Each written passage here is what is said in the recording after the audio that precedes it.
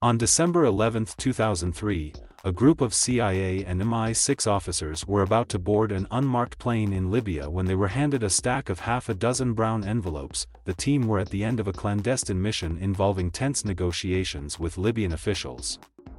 When they opened the envelopes on board the plane, they found they had been given the final piece of evidence they needed. Inside were designs for a nuclear weapon. Those designs, as well as many of the components for an off-the-shelf nuclear program, had been supplied by A.Q. Khan, who has just died aged 85. Khan was one of the most significant figures in global security in the last half-century, his story at the heart of the battle over the world's most dangerous technology, fought between those who have it and those who want it. Former CIA Director George Tenet described Khan as, at least as dangerous as Osama bin Laden, quite a comparison when bin Laden had been behind the September 11 attacks.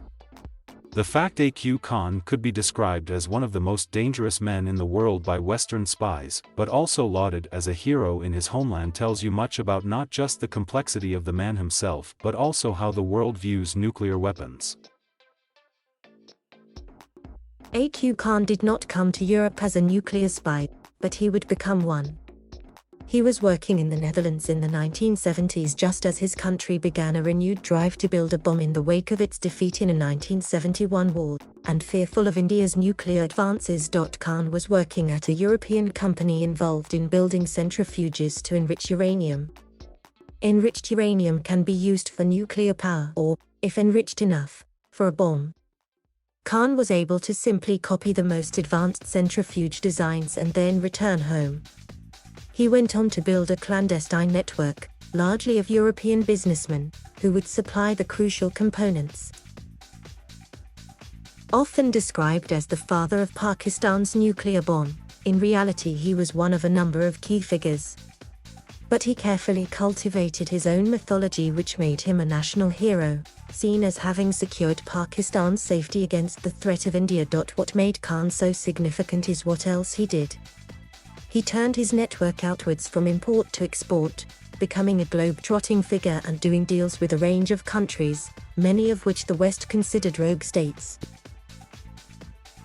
Iran's centrifuge program at Natanz, the source of intense global diplomacy in recent years, was built in significant part on designs and material first supplied by A.Q. Khan. At one meeting, Khan's representatives basically offered a menu with a price list attached from which the Iranians could order. Khan also made more than a dozen visits to North Korea where nuclear technology was believed to have been exchanged for expertise on missile technology. With these deals, one of the key mysteries has always been the extent to which Khan was acting alone or under the orders of his government. Particularly with the North Korean deal, all the signs are the leadership were not just aware but closely involved. Sometimes it was suggested that Khan was simply after money. It was not so simple. As well as working closely with his country's leadership, he wanted to break the Western monopoly on nuclear weapons.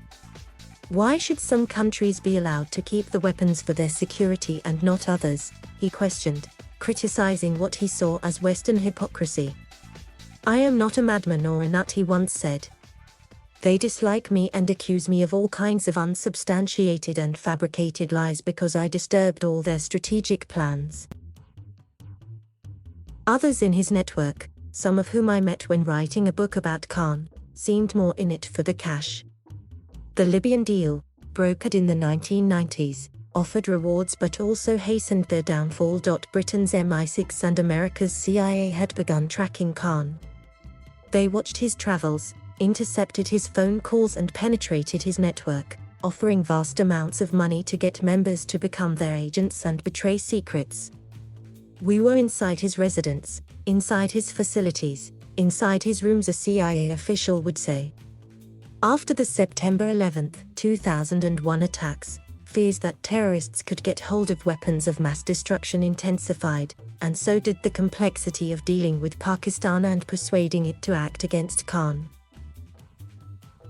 In March 2003, just as the US and UK were invading Iraq over weapons of mass destruction which turned out not to exist, Libyan leader Colonel Gaddafi decided he needed to get rid of his program. That would lead to the secret visit from the CIA and MI6 team, and soon after a public announcement of a deal. That would provide the crucial leverage for Washington to push Pakistan to take action against Khan. Khan was placed under house arrest and even forced to make a televised confession. He would live out his remaining years in a strange netherworld, neither free nor really confined. Still lauded as a hero by the Pakistani public for bringing them the bomb, but stopped from traveling or talking to the outside world. And so the full story of what he did, and why, may never be known.